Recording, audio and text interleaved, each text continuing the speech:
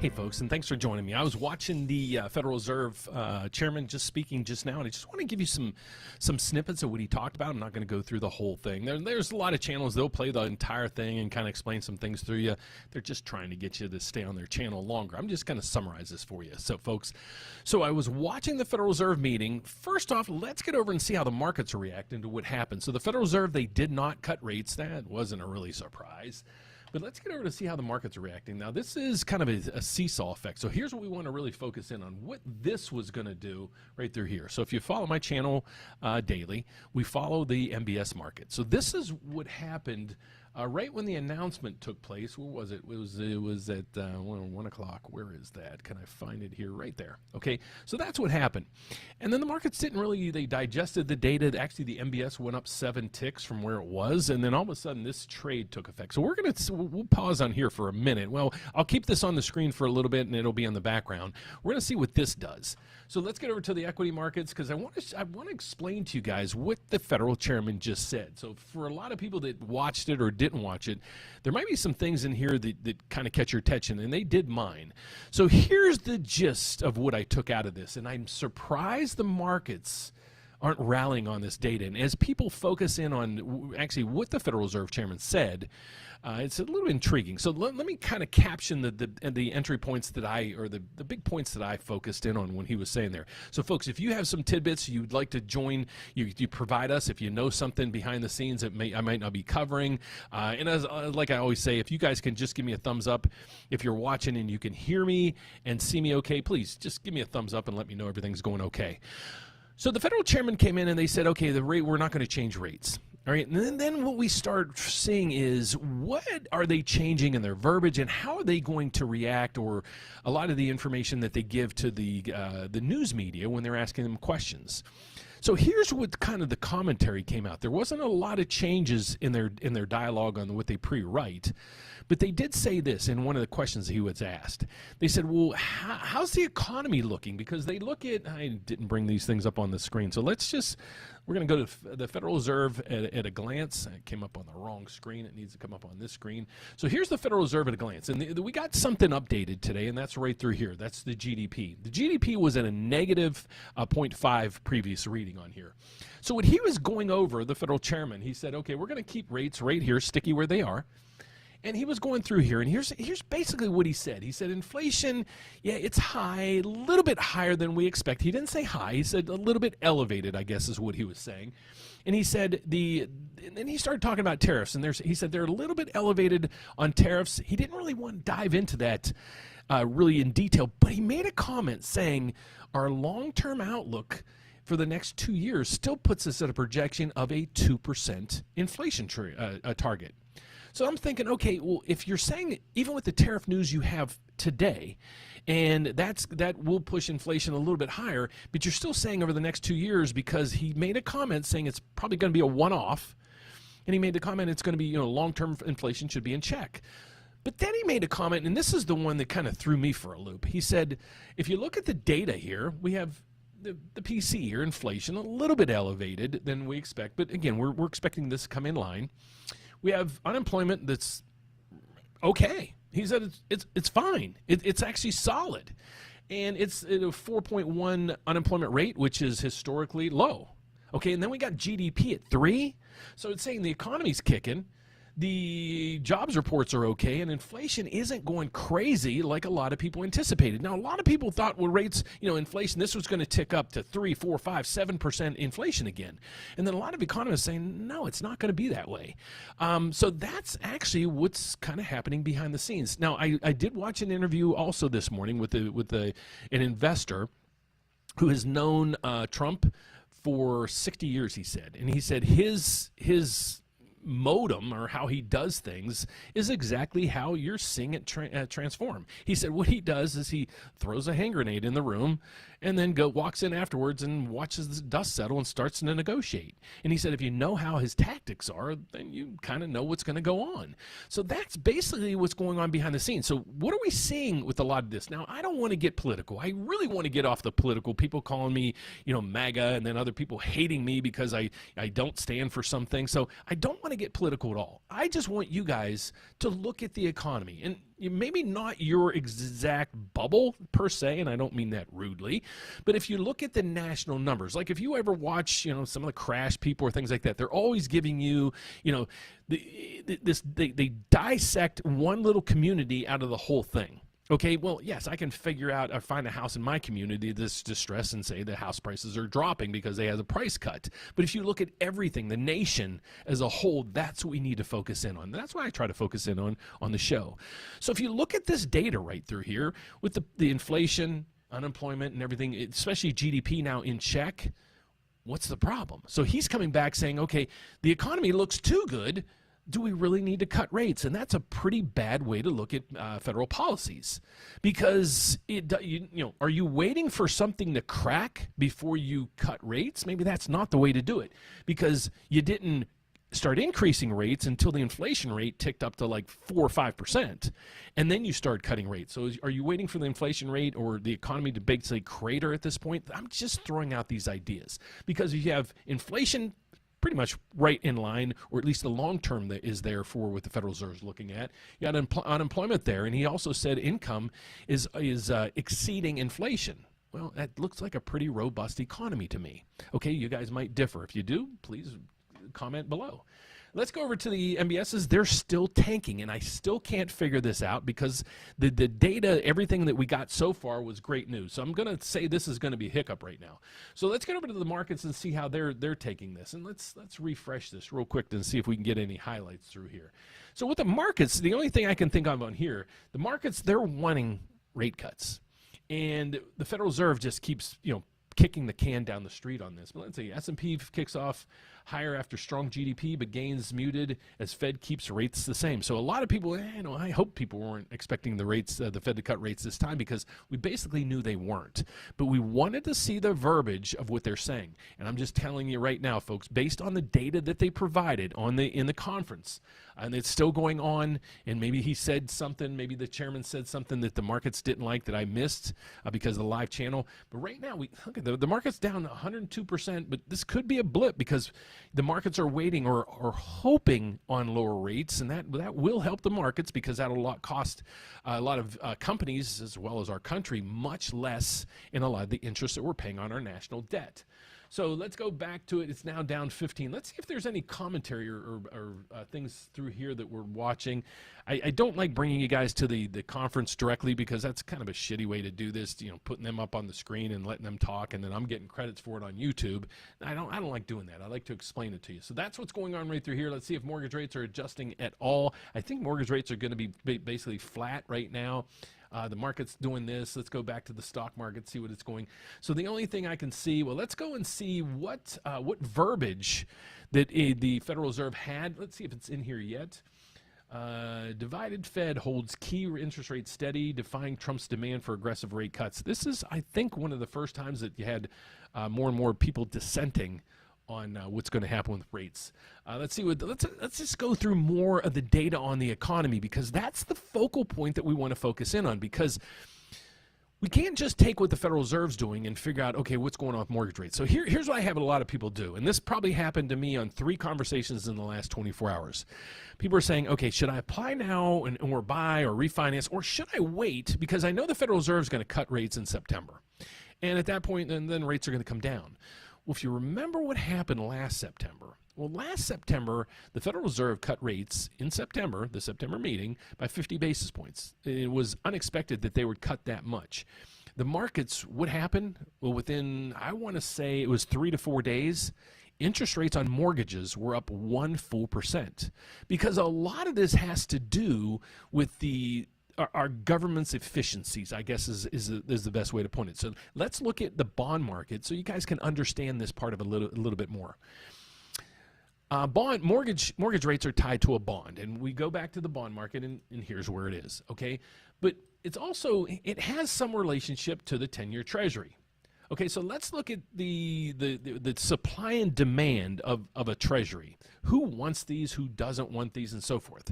Well, our U.S. Treasury debt is still probably the most sought-off country debt in the whole world, because they know the U.S. isn't going to default, okay?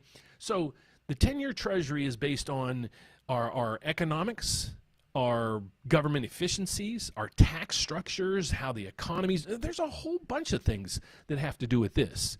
Now, short-term rates, they're mostly affected by the Fed in short-term interest rates. So let me go over to this thing. So I want to show you the federal funds rate. Here's the federal funds rate. And I do this a lot of times on my videos, but I want you guys to understand why the president is so adamant about the Federal Reserve cutting rates, because they don't in a direct way, but in a correlation way, they do play a role in short-term interest rates. So let's look at the yield curve. And if you've seen this before, I want to emphasize this, how it truly works. Okay, so I'm going to go in the yield curve. Let's see what this brings up. And I think it's like the third one down here, right down through here. Daily yield curve. I think this is the one right through here. So if you look at a yield curve, and I hope this is the one. No, that's not the one. Bear with me, folks, and I apologize about this. I wasn't going to go deeply into the yield curve with you today, but I want you to understand how it works. Yield curve, that's Wikipedia, IRS. Shoot, where is it? Daily yield curve. This might be it. Nope. I'll find it for you.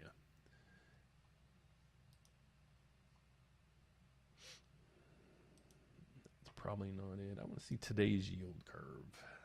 Well, if I can't find it, I'll explain it to you.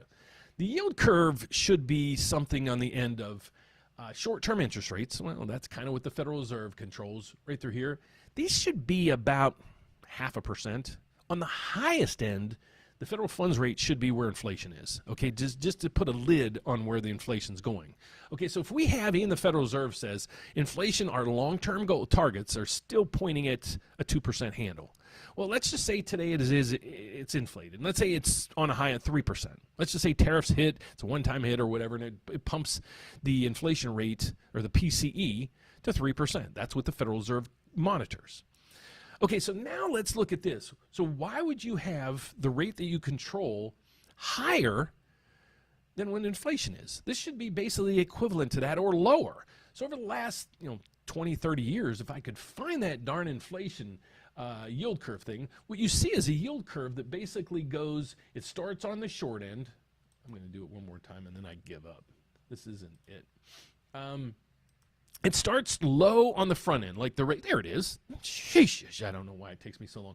Here's the yield curve today. Okay, so here's what a normal yield curve could be, whatever normal might be. Let's just go back to 2000 and, I don't know, 5. Let's see if that one makes sense. That's kind of how a yield curve should look. Okay, it should have interest rates on the front end, the short-term interest rates. Basically, what were they here? Fed's fund, where is it right there here? 3.2 or something like that. Okay, that's where it was. And then you go, interest rates go up over time. Why? Well, this is the cost of money. Okay, so if you want to tie up your money for a longer duration of time, you want to be rewarded for that. So this is semi what a normal mortgage yield curve should look like. Well, what does it look like today because of the Fed? Well, right through here. Why? Well, look at the right through here. This is 4.25 to 4.5. That other one was down to 3 something. So that's where it should be, because you're keeping the front end of the yield curve so high. This is skewing basically the economy, because rates should be down here. So people are paying more interest than they should. And then on the other side of the equation, this is on a corporate level, this is how banks make money.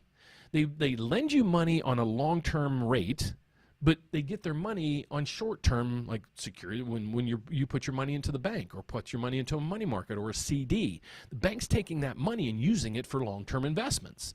So if your CD is getting 5%, well, the bank, they need a profit margin there, so they can't have interest rates at 5%. So this is the reason why mortgage rates that you're seeing right through here is never going to get to 5% anytime soon. Because unless the Federal Reserve cuts the federal funds rate that they control, and it flattens out this yield curve let's go back and see if let's say like 1990 something. Let's just see what this looks like, just to give it.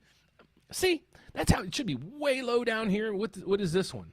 It's well, that one's crazy. That's 8%, because that must be during some really bad times. But let's go to 1999. Maybe that would help us. You get my drift here, okay, folks? So these are all screwed up yield curves because we've been in I picked some bad dates for this, but you get my point. Yields should be low on the front end and higher on the back end. That's also why you're seeing a lot of times over here on adjustable interest rates. Usually, well, this isn't a bad spread, but usually the spread between adjustable rates and fixed rates, usually it's pretty big. This isn't a bad spread right now where it's a 50 basis point adjustment.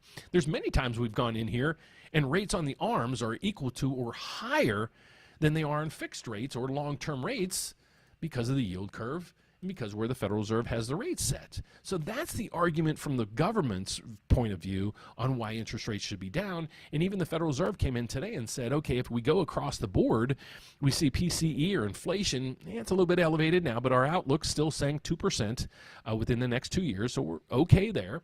The unemployment rate is historically at a low point, and we got a new GDP coming in today at a positive 3. What else do you want? Okay, but their concern is, well, the economy's cranking right now. Why do we have to cut rates? It's a pretty bad way to look at it because this can save the consumer a lot of money, and maybe as the jobs market, it is cutting back a little bit, but maybe you can salvage that as well. So if you guys got any questions, I'd love to answer anything you might have for me today, and then when you come back, when we're done answering questions, we'll hop back in and see what the MBS market's doing based on some of the data that we got in just now. The Fed is political. The people suffer while the Fed hates Trump. Actually, if I recall correctly, President Trump actually appointed Federal Chairman Powell to the position. I'm almost sure of that. And then lately what's been going on, he's just like, okay, when are you going to start cutting rates? Because even and this was a kind of an anomaly in there, even in Federal Chairman Powell's speech today, one of the first parts of his speech was saying the housing market's in a not a very good place right now. And when you have that, and then you're saying, oh, the rest of the economy is great, doesn't that tell you maybe rates are a little too high? Just saying. So I really don't want to get political because I'm getting an audience that's really starting to not like me because of some of the good things I say about this administration, and that's not my whole point here, folks. I just want you to understand. That's my only point behind a lot of this.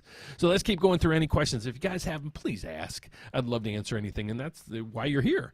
Let's go to the next one. Yay, more bullshit. Well, thanks. You should bookmark that page. You always have trouble finding it. I'm going to go in there right now. You are correct. I'm going to bookmark it right now. I just did it on my screen. Done. Yield curve. Okay, I just bookmarked it, folks. So thank you so much for that. So let's go across the screen one last time just so I can give you a recast of what's going on. Let's go back to, I'm going to refresh the MBS market screen. Did it rally there for a second? Nope. What are we down now? That's the 10-year Treasury. Let's just get over to my normal view that I look at. Go through here. And, yeah, the MBSs are now down 19 ticks. I didn't see that one coming, folks. I got to tell you that one. So that means mortgage rates are going to go up a little bit today. I'm going to let the market settle on this because many times you have this knee-jerk reaction, and then the data as it flows in and people start looking at the transcripts and everything else. And that's what I'll be doing tonight on leisure time, believe it or not. We'll be looking at that and just seeing. But the highlights that I focused on the report today, folks, I see this as a good market right now. And I don't mean to always seem like the glass is always half full. But again, if you look at all the indicators that the Federal Reserve is looking at, it's saying the economy's in pretty darn good shape. What tariffs are going to do, we don't know. But it doesn't look like it's going to be as bad as basically all the economists expected. And then when you get to the economic calendar, let's go to that. We're going to have more news coming in tomorrow, so let's go to the Bloomberg calendar. I didn't have this pre-set up, but I'll just walk you through what I do when I do this, folks. So just go to the economic Bloomberg calendar. I want you guys to filter this. This will give you all the pertinent information you need for the day. So you're going to scroll down there. You're going to hit United States. Click all the categories. You want all the economic data that's out there. And for right now, let's just click the top two data points that's coming in. So here's what we're looking at so far. And this is data that we got through the week so far. And then I'm going to let you know what data is coming in on Thursday and Friday. But here's what we looked at so far this week. We had consumer confidence, which was up from 95 to 97, and however that is. We got the JOLT index staying steady right now at about 7.5 million. So I'll take that. We have the Atlanta's GDP. They were predicting 2.9. It came in today, and it did come in at 3. Then we got the ADP payroll number coming in today, and this one's crazy. They the last time they predicted this, they were way off mark, but they said this time there's going to be about 77,000 new jobs created. There was 104. So they missed these usually by a lot, I'll put it that way. So didn't give that much credence in there. Go over to the PCE. This is the PCE number that the Fed was talking about, 2.5 right now. Previous number was 3.5, so that's going in a great direction. You have GDP. Last reading was negative 0.5. They expected 2.5. It came in at 3. Pending home sales are falling off a complete cliff, and the federal chairman even mentioned that. He said, it's just tough for homeowners right now and home buyers in this market. And then conversely, he says we're not cutting rates, which is like a whatever. So then we go over to here, and the continued jobless claims are what we're going to get tomorrow. So we're going to get initial jobless claims. We're going to monitor this in detail because this is where the next catalyst we want to really pay attention to. Are the jobs creation starting to really deplete right now? But if you do get let go, are you continuing to get claims, jobless claims, or are you able to find a job? So we're going to focus in on this. Is this starting to build or not? Over the last couple sessions, this has been pretty steady. So that means if you like, most people that got let go probably got picked back up, or at least people in the job market got picked back up. Then we're going to get the PCE. This is the number one inflation number that the Federal Reserve monitors. So this is a huge number that's coming in tomorrow. Wish it would have came in today so he can at least look at that and say, okay, here's what inflation might or might not be doing. But that's coming in tomorrow, unfortunately. And then what else? Atlanta Fed GDP, that's it there. And then on Friday, this is when wages and everything start to really come into play. So you're going to get average hourly earnings for the month. For the year, look at the year. Year over year, last reading was up 3.7. So if inflation, let's say on the high end's 3, at least you're somewhat keeping up with inflation, I guess is a good way to put it. And then we're going to get the unemployment rate. So this is going to tell us the jobs market, how it's going. Tomorrow is going to give us a better bead on where inflation's going. I wish that was all pre this meeting, because now they're saying, okay, we're going to kick the can once again for more data to come in. So that's what they gave us so far today. Let's get to some more questions out there. Dan, when you turn your head, it looks at the screen, we can't hear you. My apologies, folks. I have some condensers on my microphone so you don't hear all kind of things. So I'll try to stay in the mic while I can so you guys can hear me. So thank you so much for that. Buy low, sell chai. I greatly appreciate it. So let's just, if you guys got any questions, love to answer those. But I think the market's going to have to digest this data. But so far, I don't know what they're pulling out of this, but I think the markets maybe were expecting a more dovish effect from the Fed, and I think we got it. But I think people might need to read the transcripts. So let's recap it. Right now, mortgage rates, let's go in this. This will get revised. It will be revised by the end of the day, I can guarantee you, folks. Right now, we got the mortgage-backed security market. It is down 19. That means mortgage rates are going to tick up a little bit. They might go to 6.77, 6.8. It's not going to be a major move because we already had a couple price exceptions here for the day. But I don't understand the deterioration in the bond market right now because there has been really good settlements on tariffs, and there's been good news coming in regards to that front. And the Federal Reserve, like they said, the economy right now is not looking all that bad. We go over to the markets. Right now, let's see how the stock market is doing overall. Sheesh, that's a huge pullback, folks. So I'm going to do this. I'm going to let you guys go. Hopefully you can hear me when I do turn my thing. I'm going to let you guys go. I'm going to go and read transcripts and do all the research I need to do in the back end. Then I will be back at the closing bell to kind of summarize what the Federal Reserve did and why the markets are reacting as much as they do. We do have the VIX is right above my head, right up through here. It is up 6%. That's not good. That's saying there's anxiety in the markets. I'm just trying to figure out where it is, because if you go through here, divided Fed holds key interest rates steady, defying Trump's demands for aggressive rate cuts. So we're going to focus in more and more on that. President Trump Trump imposes universal 50% tariffs on copper. Maybe that's something to do that. I think that's already been in the works. There really doesn't seem like there's much more there that should be upsetting the market like it is.